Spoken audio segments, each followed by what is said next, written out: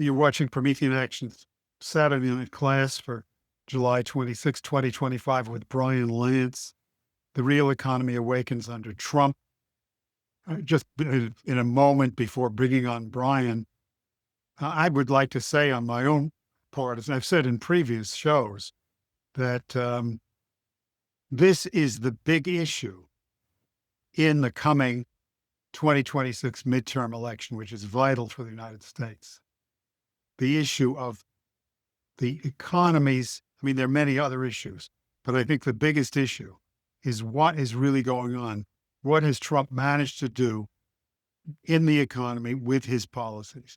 What's really going on in the real physical economy of jobs and production? And Brian is going to address that. I mean, speaking to the viewers, I would tell you that if you want to ensure that President Trump wins these upcoming midterm elections in November of next year, then master the material which Brian is going to lay out. As he has in previous shows, he will in future shows. His book, available on Amazon, Rebuild the USA, and his Substack, Brian Lance, Physical Economy. So with that, let me just hand it over to Brian.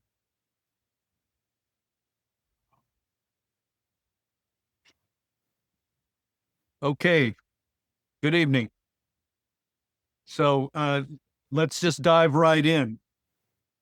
We're in the process right now as a country, under the leadership of President Trump and really his unparalleled team. We're in the process of building our own technology stack from the ground up.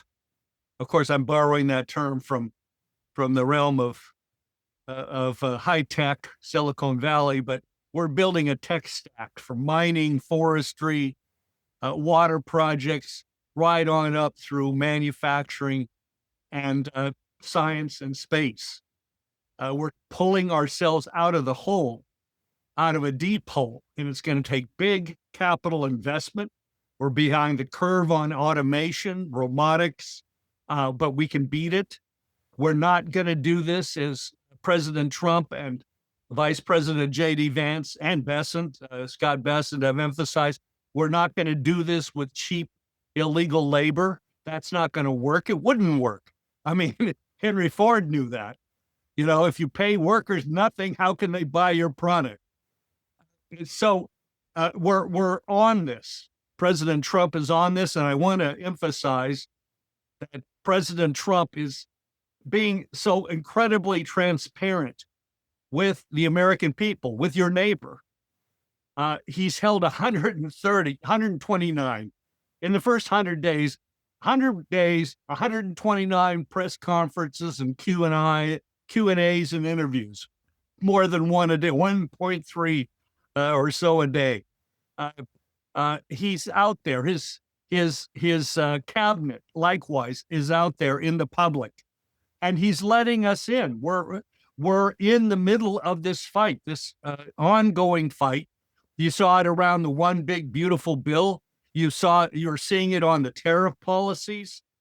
The media used, obviously the Democrats, but also against the enemies within the Republican Party, whatever you want to call them. But the Trinos, the Trump in name only, perhaps.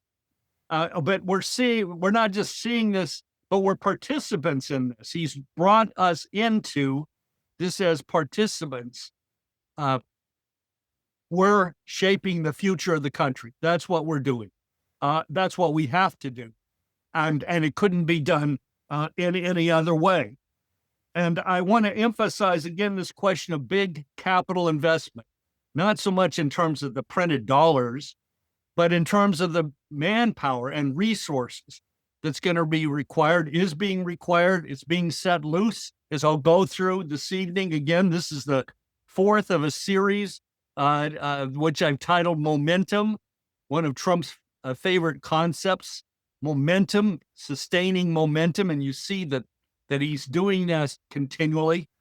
And so I want to start with tariffs, but not tariff, as is being treated in the media, but I want to take a very specific example, and that's the new agreement between the United States and Japan to create an investment vehicle, a $550 billion investment deal, investment vehicle specifically, which Japan is coming up with, the Japanese government is coming up with, which will be best invested, as Ashiba, the prime minister, says, into core industries in the United States relevant to national security. Japan is going to be making this investment. Now, trillions get talked about in terms of the deficit and so forth, but 550 billion is still a lot of resources to invest into the core economy. Or, you could use Jim Farley, the president of Ford Motor Company. He uses the term essential economy. Well, it's been paralyzed. It's been shrunk, and so this is a tremendous investment. It'll go into energy infrastructure, certainly semiconductor manufacturing, critical minerals, pharmaceuticals, and more. To look at what we need, you could put up the slide of my book. I really encourage people to get my book and begin reading it. You might not read it in one night. It's 450 pages, but the book is sector by sector, as some of you know, a breakdown, an analysis of the U.S. economy, where it is, and what has to be done, looking at it from the standpoint of physical economy. So what we're to get a deeper sense of the hole we've dug ourselves into, I recommend that book, as well as in terms of the solutions. It's been called a MAGA handbook, and I think that's appropriate. But moving on to the next slide, this is the fact sheet that the White House put out on the Japan-U.S. Strategic Trade and Investment Agreement. And I was just mentioning some of the aspects of that agreement that are now going to be put in place. And I think this really underscores what the American system is. The American system of economics is not capitalism. Capitalism didn't even enter the dictionary until approximately 1854. There was no such thing as capitalism. There certainly was no such thing as socialism. There is the American wherewithal, the American ingenuity, the American leadership that brought into being a constitutional republic and invented its own means, invented the means by which it could prosper. From the pine tree shelling of the Massachusetts Bay Colony, creating its own currency, the investments in the Saugus Iron Works, the first integrated ironworks in the United States, and one of the best in the world at the time, on through. That's what the American system is, and that's what Trump is reflecting today, is expressing today in the way he is utilizing the powers of the federal government to create the conditions where private industry and agriculture can prosper, and families and society can prosper. Move on to the next slide, if you will. This is from the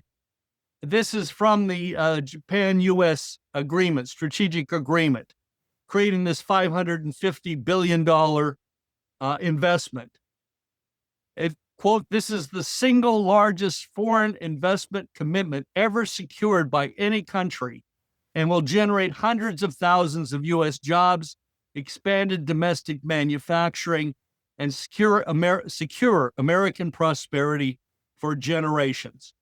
And you have a short listing of the areas that will be included in this investment. Recall that over $5 trillion has been committed from other nations and from other, from other nations and sovereign wealth funds for investment into the United States since the Trump presidency began. Even actually, some of them were announced before President Trump was sworn in. So this is a return of dollars.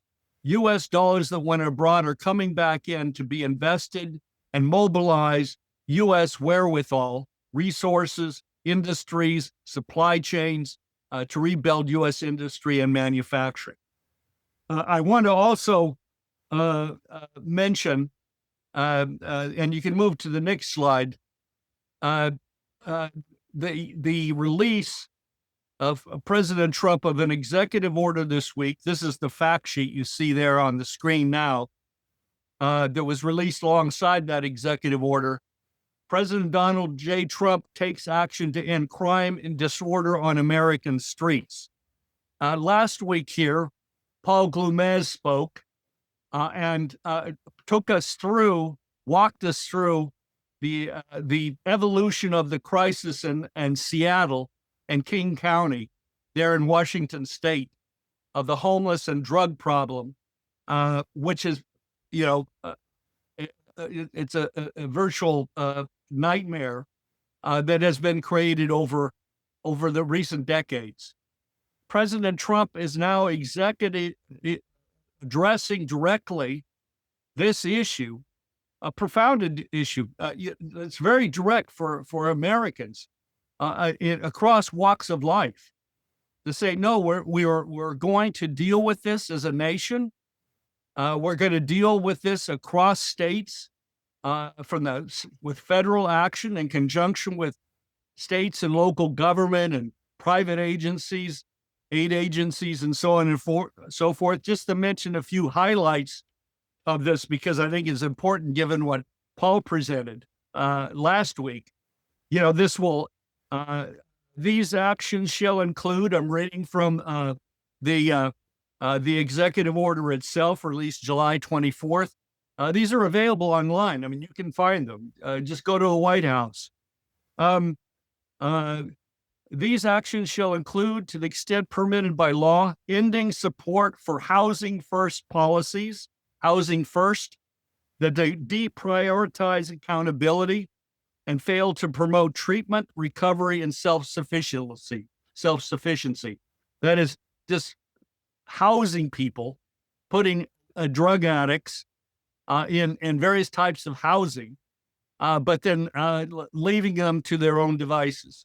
This has actually magnified the problem. Paul was very eloquent on that. It stresses the recovery funds from the federal government will go to evidence-based programs. It will not fund programs that fail to achieve adequate outcomes.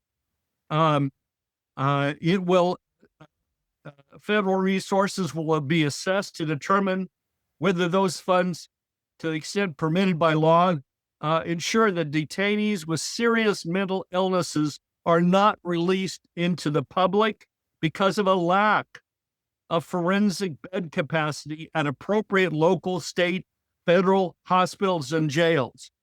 In other words, we're going to provide the capacity that was taken down, actually beginning in the 60s, the capacity to house and treat the mentally ill, otherwise known as the criminally insane, at least in the language of the day, and others, and drug addicts and the rest. Flexible civil commitment is emphasized to restore order in this presidential action. So President Trump is looking to the question of manpower, the workforce, the population, our culture, reviving our nation. So I'll continue here. I want to move to further into this question of financing. This comes up often. How are we going to pay for this? We're in debt.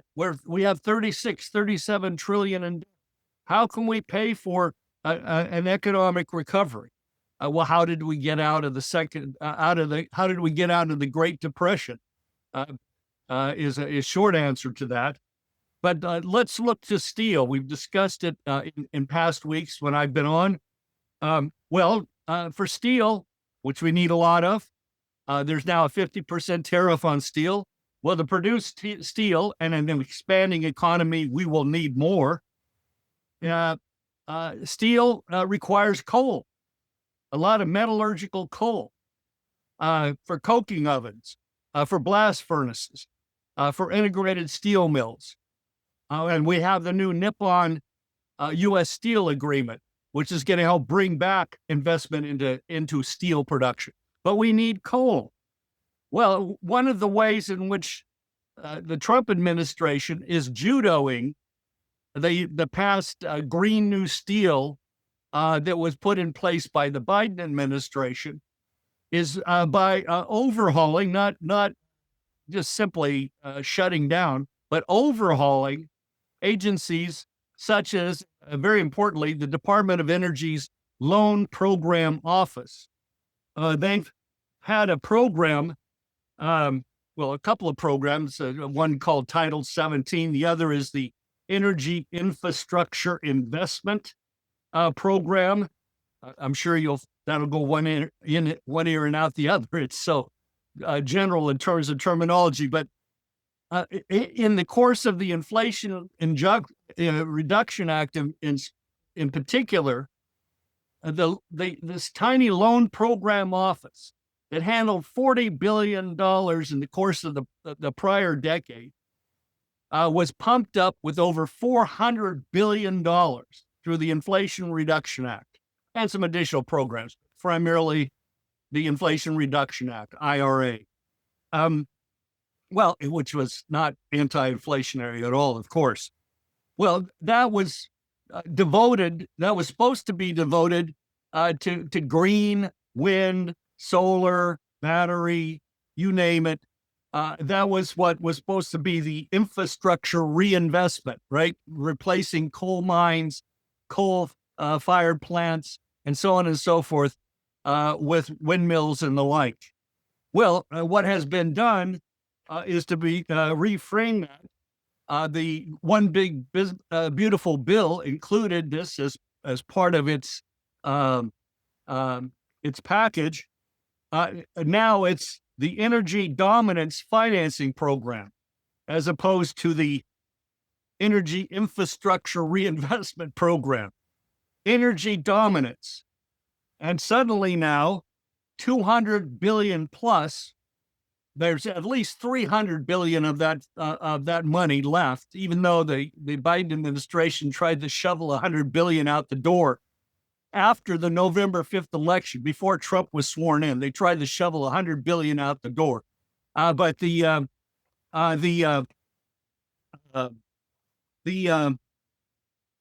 just taking a look at my notes here to make sure I'm staying up to speed here on my slides. But the dominance financing program, energy dominance financing program, is placing 200 billion of that as money available for coal, metallurgical coal, rebuilding supply chains for clean coal, and for other energy projects, alongside of coal itself. Coal for firing steel mills, coal for other uses, coal-fired plants for electricity. So this is this is a large chunk of funds. Again, we're talking about a total of 300 billion, but 200 billion is being judoed specifically now into building out the energy systems that we need to power the country. So let's shift thinking a bit here, because what we're also doing, what the administration is doing overall, I just want to make a note of this, is they're shifting away from electricity itself. Just keep in mind that 2/3 of our energy consumption is not electricity. There's been this obsession with electricity, expansion of electricity to the grid. Part of that is important, and we'll come back to it in terms of AI and data centers, but also for industry proper. But the point is, we have to expand our total energy consumption, which flatlined around the year 2000 or earlier. Total energy consumption in the United States flatlined. The population grew by 60 million plus. That's created the brownout, blackout situation that we've been facing over the course of the Biden administration, as more and more coal plants were deliberately shut down. Well, now we've got to reverse and build. So, but it's not simply electricity. It's building out the total energy consumption capacity or production capacity of the United States. And that includes fuel for the chemical factories, refineries, fertilizers. It includes, of course, fuel for cars, for vehicles, trucks, and all the rest. A multitude of uses, a multitude of different types of energy supply that we utilize. So I think from there, I want to shift quickly, and you can bring up the next slide there, Tony, to the Pennsylvania Innovation Summit. You want to talk about coal country. Pennsylvania, the Pennsylvania Energy and Innovation Summit that was held 11 days ago. It was an extraordinary event. If you've been watching some of the Promethean Action shorts with Susan Kokinda and Barbara Boyd, this has been brought up, the significance of this as well.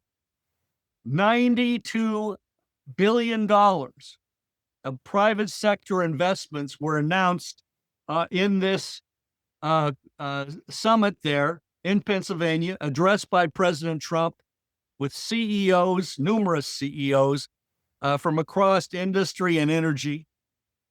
This is just to name a few of them, of these investments.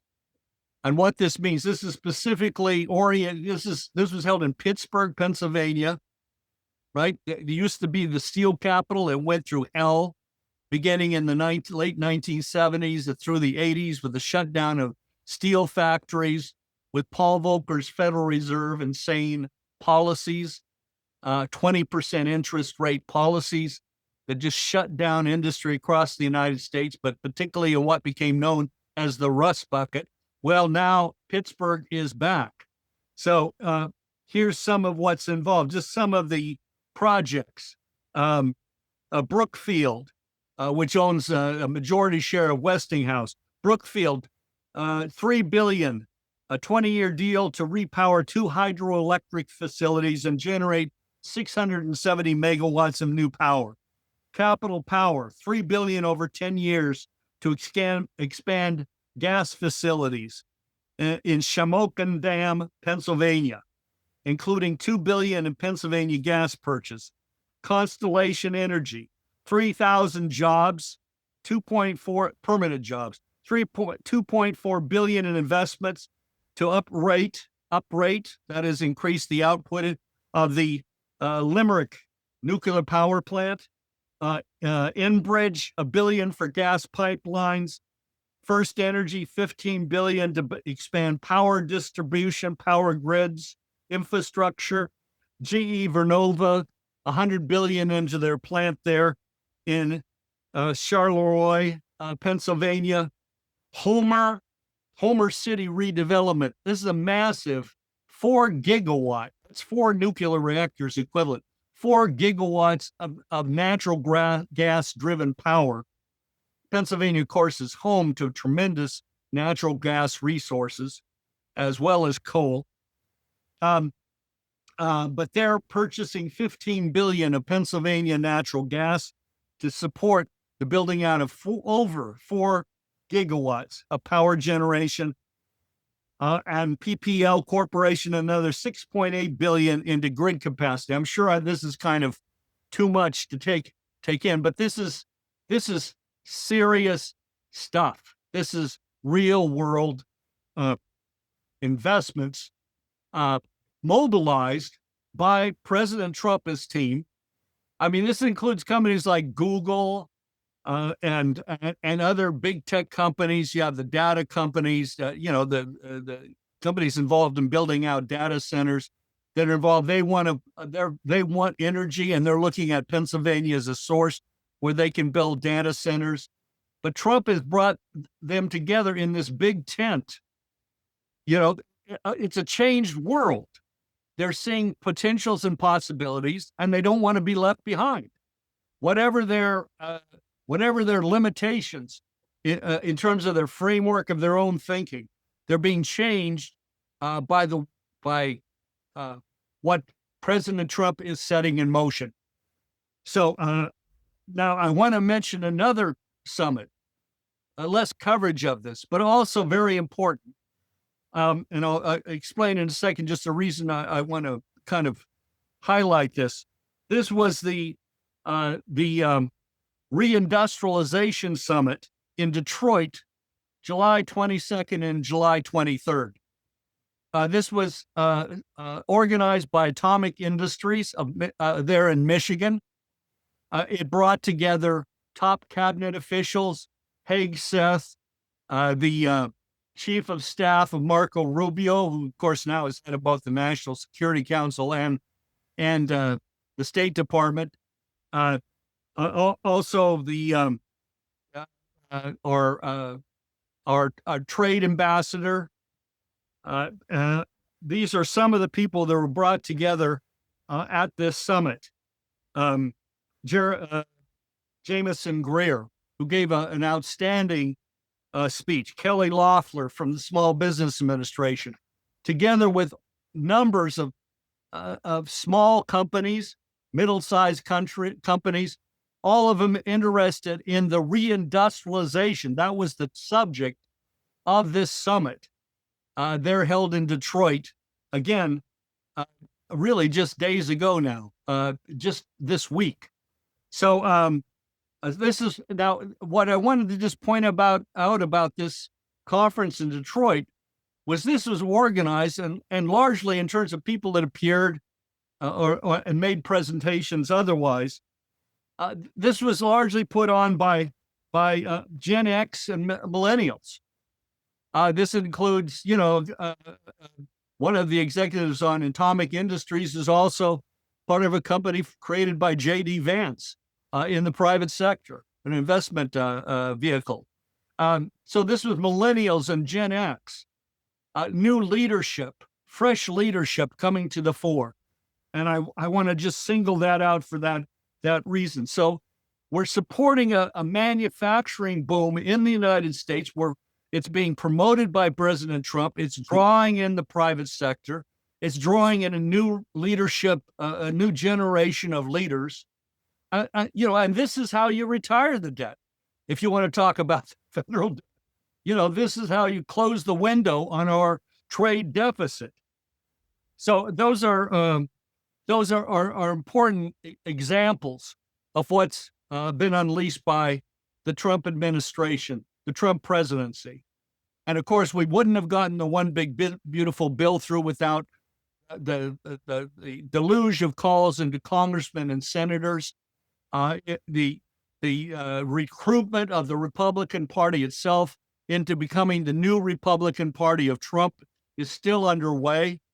We all know about country club Republicans. Well, this is the new Republican Party of working families, of producers, of companies, of entrepreneurs. This is all in process. It's all being reshaped. And this is what can win a supermajority for President Trump in the 2026 off-year elections. Only really, you think about it, it's only 15 months away, a year and 3 months away, the November elections, the mid-year elections. Okay, so I want to turn to the White House action plan on AI. They just released in the context of the conference that was just held in Washington, D.C. The All In podcast folks were at the center of that. It was addressed by President Trump. J.D. Vance, the vice president, and many others. And I think you can. Well, not yet. I don't have a slide yet on that. So but let's look at this. I think there's a lot of questions surrounding this question of artificial intelligence. And in manufacturing, of course, what we're talking about is the intersection of robotics with artificial intelligence.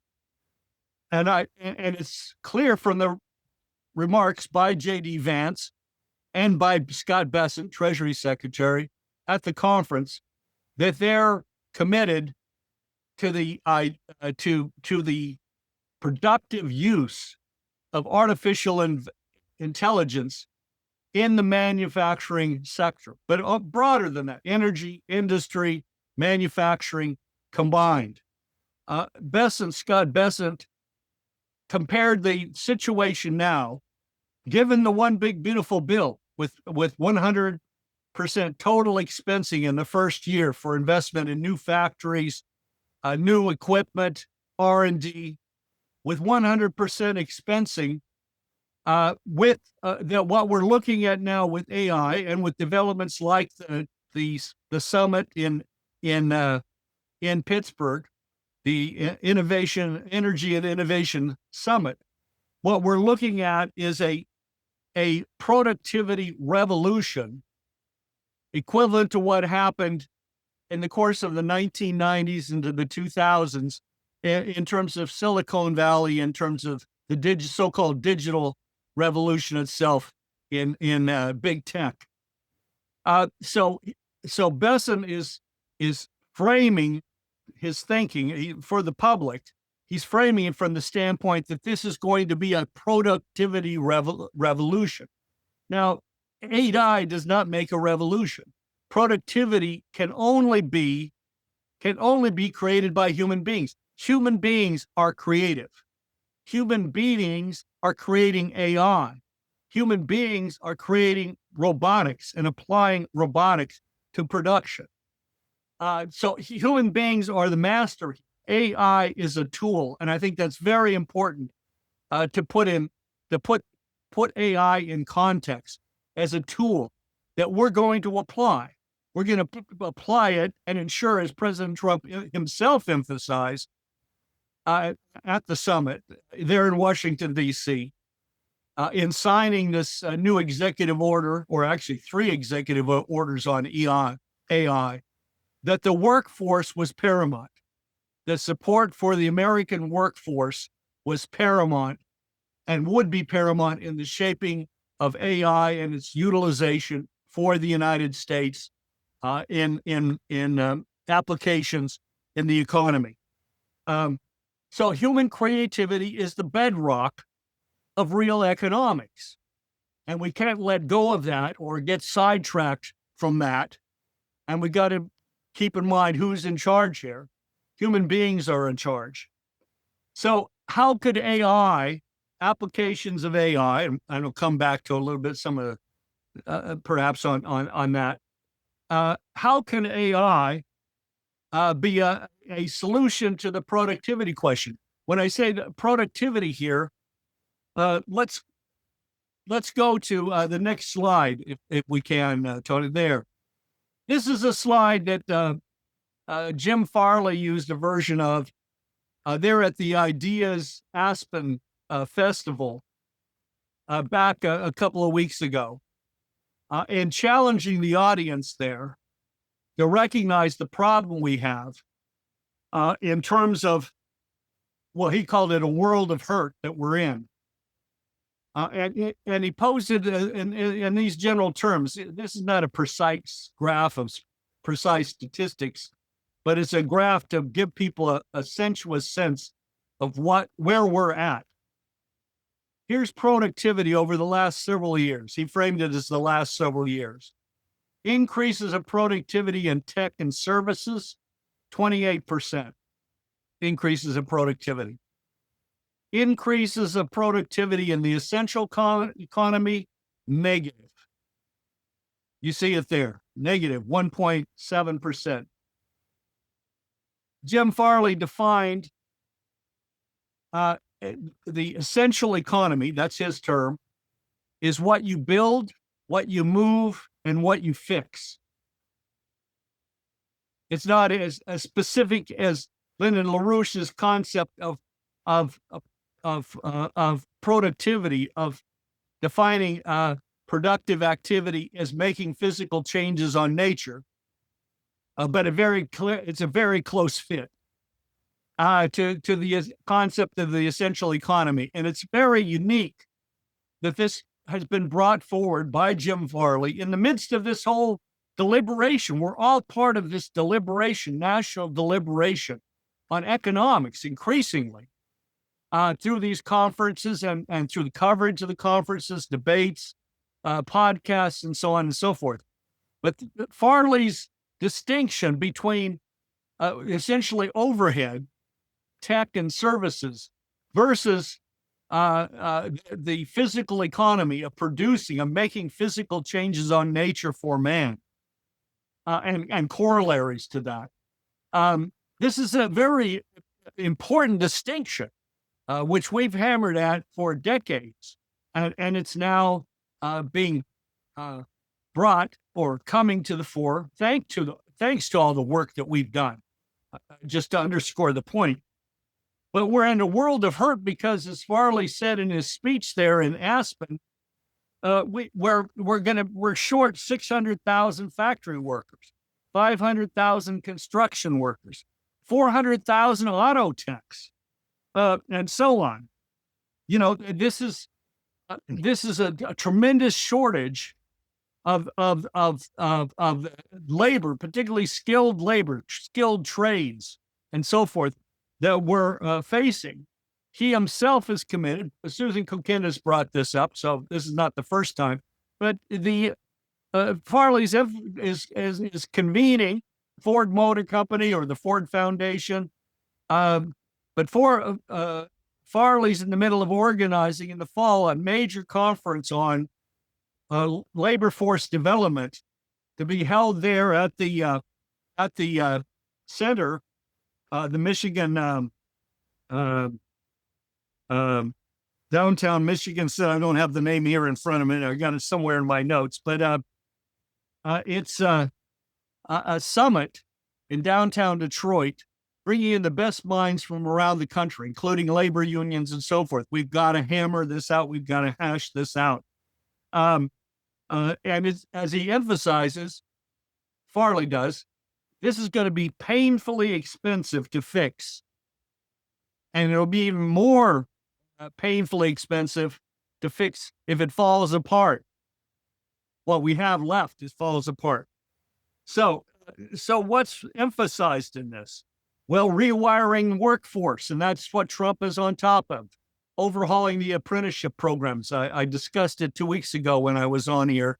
A sense of this. We have booming trade school enrollment, growing apprenticeship programs, and community college curriculum that's shifting to meeting demands, because the demand now from incoming students is in the trades and in areas like nursing and so forth, but in real applicable areas of the economy that have real use.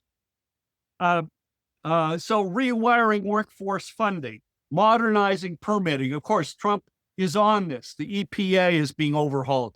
Permits are being stripped away, layers of permitting, overregulation, and so forth is being stripped away. A shift in culture.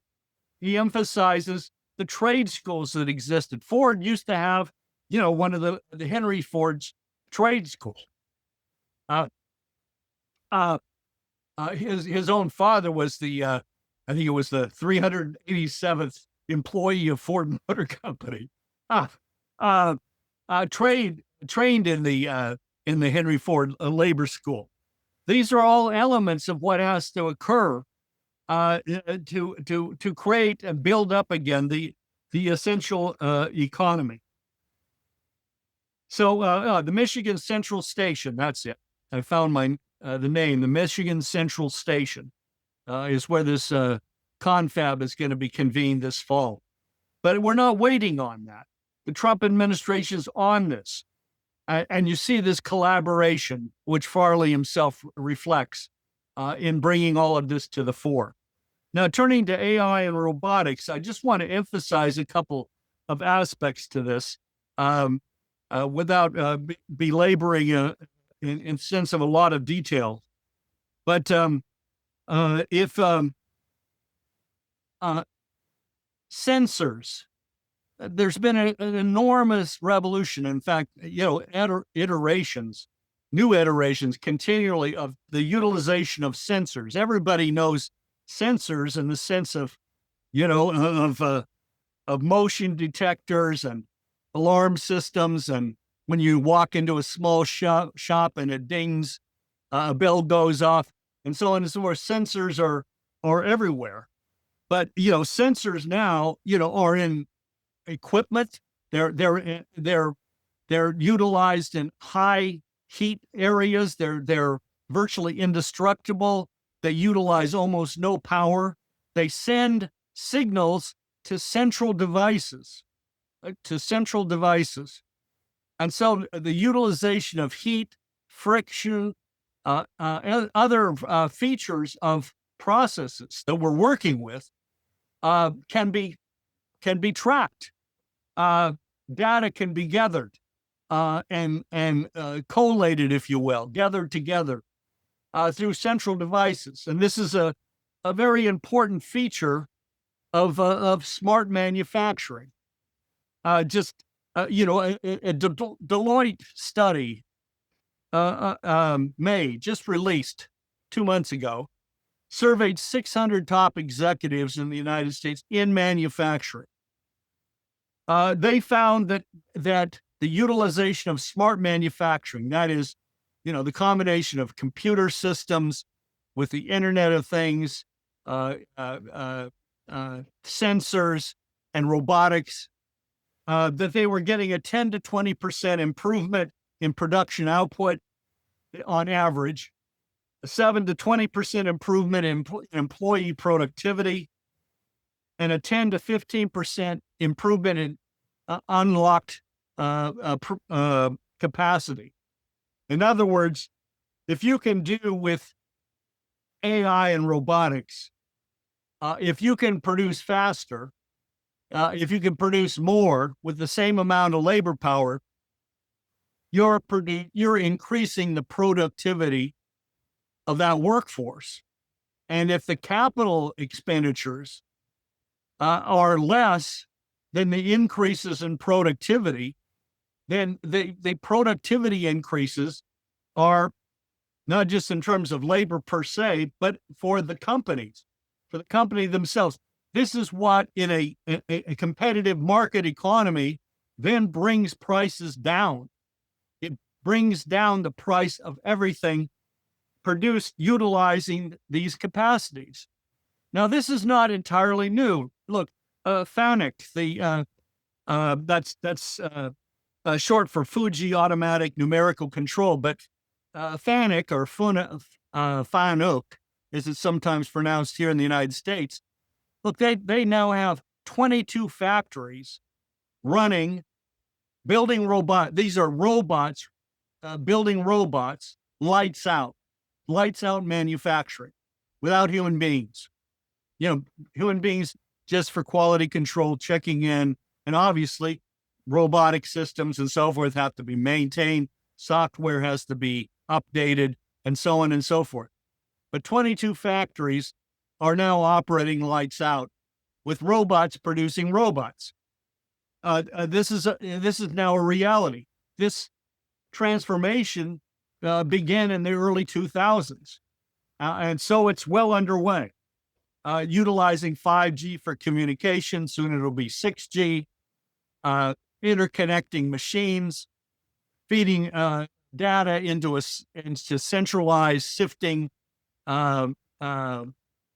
computing systems, looking for anomalies, looking for patterns of wear and tear, looking for efficiencies, and then utilizing that to update the systems themselves, drawing on data coming in from sensors on equipment that may be half the world away.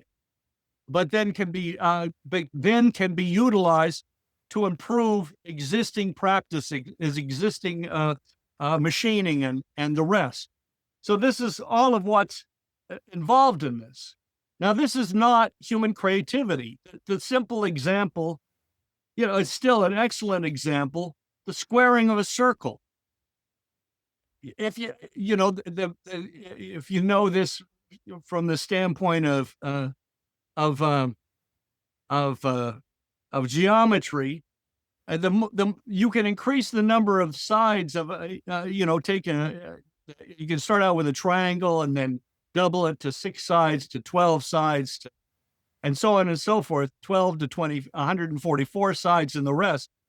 But the more sides that you fit inside that circle, it gets closer and closer to the circle, the circumference of the circle itself. But it's also producing more and more edges, right? More and more edges. It's less and less actually like a circle, even as it's becoming more like a circle.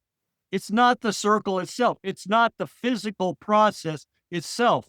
It's simply data that increasingly approximates in function the physical process, and therefore the recognition of a physical process, and particularly the development of new discoveries in terms of physical processes, Yankee ingenuity. That's the human domain. That's our domain as human beings, whether we're raising families, treating patients, building widgets, producing power. That's irreplaceable. The rest is approximations. I just want to emphasize that as an aspect of this. If you go to the next slide, just quickly, the question then of integrating robotics with human beings, this requires an incredible amount of work. This is a slide of a state-of-the-art robotics laboratory working to hone precision machines, in this case robots, to work alongside human beings. If you take the next slide, we've got a long ways to go on this. We're about dead set in the middle there, 295 robots per 10,000 workers in the United States. Off to the left is the Republic of Korea, South Korea, 1,012. I used this slide last week, or 2 weeks ago, but I thought it was worth bringing back. And you can see China, Singapore, Germany, Japan, they're all in the range of a third or a half again or more dense in terms of the use of robotics. Move on to the next slide. One of the key areas, very key areas in which we are on the cutting edge, and here you have a picture of a Ford assembly plant in Wayne, Michigan, is the use of robotics in the auto sector. We're at least as good or better than any other country in the use of robotics in the manufacturing of automobiles. We lead there. So we have advanced. The capital intensity is enormous. The cost outlay is enormous. The payoff is also great. And that's what we want to see. Another way of looking at this, just go to the next slide, just briefly, is in terms of metrology. Think of measurement in terms of meters. Metrology. Think of calipers, as in this case, measuring ever more finely. Capturing critical measurements is said here in products to be produced. People often forget that the reason why the engine in a car produced today, particularly as we know them coming from Toyota or Honda or whatever, but increasingly also the United States itself, why our automobile engines last much longer I'm speaking of gas powered light vehicles, cars and light trucks, last so much longer, the engines they're in, is because they're developed to ever increasing precision, reducing the friction between moving parts. It's the development of metrology, the measurements, the of honing in, which is what the Internet of Things, what the utilization then of AI to sort and analyze existing productive processes can help us hone in further on. I want to use that as an example. But metrology also involves using measurement to measure the effectiveness of AI itself. And this is something that Michael Kratsios, who's the White House Director of Science and Technology, emphasized in the context of these new White House, these three White House executive orders on bringing the United States to the fore and putting it at the forefront of AI development for manufacturing in the world. He emphasized in those executive orders from the president is a focus on developing the metrology for analyzing AI itself, measuring these models, evaluating them for their effectiveness, large language models and the rest, not just getting the DEI out of them, but their actual essential accuracy. And that's something that will be a continual process of development itself, overseen by human beings at every step of the way and up and down the line. I think just finally, I just would wrap up. Of course, I've got to mention the Federal Reserve. President Trump is having a lot of fun pounding, shall we say, on little Jerome Powell, as in his recent visit to the Federal Reserve Versailles there near the White House. Their $3.1 billion white elephant investment. I want to just emphasize here first a distinction between credit and loans. We're still in a world largely where we're talking about loans and loan guarantees and the like, whether we were talking about the U.S.-Japan investment vehicle, whether we're talking about the Loans Program Office of the Department of Energy, or the multitude of other loan programs that exist in the federal government, which are now being, focused like a laser for the common purpose of rebuilding the U.S. economy and ensuring Trump super majority victory in 2026. But there's a distinction between loans and credit. Just a simple set of brushstrokes on this. If you a line of credit extended to a company, a business, or to an individual, a line of credit, well, you don't start paying interest on that loan, on that line of credit, until and when you draw on it, and you only pay interest on what you draw upon. That line of credit is there for a business, a line of credit with the intention of building an advanced generation 3+ nuclear reactor, is a line of credit for $7-10 billion. It may come with loan guarantees from the Department of Energy. That's a whole different ball of wax than a loan, which when you take it out, you start paying an interest on the full amount, whether you utilize it or not, whether it just sits, whether you cash it out and put it under your mattress or what. So we're going to be needing to move increasingly into a credit system, a capital budget approach, where we're extending lines of credit for large scale projects, which lock in that line of credit and guarantee to the companies, contractors, subcontractors, and others involved that the resources are going to be there to see their projects all the way through. This is really already what President Trump is developing. Implicitly, already developed. That's what the U.S.-Japan deal represents as a potentiality. The U.S. Nippon steel agreement, in which the president holds a golden share. That is, he has final say on the 10 billions, at least 10 or 20 billion in investments that Nippon is going to make into expanding U.S. steel, for example, and the rest.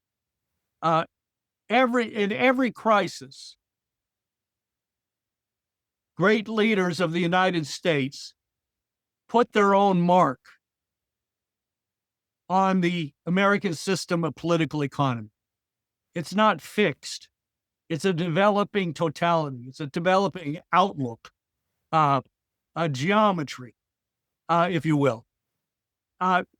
Washington and Hamilton with the National Bank, the first bank of the United States, with the reorganization of U.S. debt. That was one system or capabilities that were launched, and with the report on manufacturing, really shaping the development of manufacturing in the United States, authored by Hamilton. Lincoln's greenback policy was another policy, another set of initiatives. Again, based on the essential economy, the productive economy, the productive economy as being what is at the core of the United States, and at its core is human creativity, human progress, and likewise, Franklin Roosevelt's Reconstruction Finance Corporation was another set of policies under new circumstances, new institutions that reshaped and rebuilt the United States out of the Great Depression, and then created the arsenal of democracy that with which we won World War II. We defeated fascism with that industrial capability and might that was the result. We're now in the process, we as a nation, in putting our own mark, our own fingerprints on the American system of political economy. It's a work in progress. Let's get it done. Thank you. Thank you. That's extraordinary. Thank you so much.